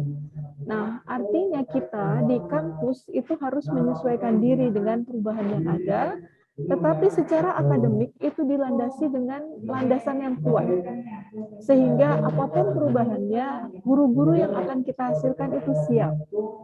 Itu yang kedua. Jadi kami, saya dan Bu Yuli sudah berencana untuk mendirikan STEM Center di Jakarta.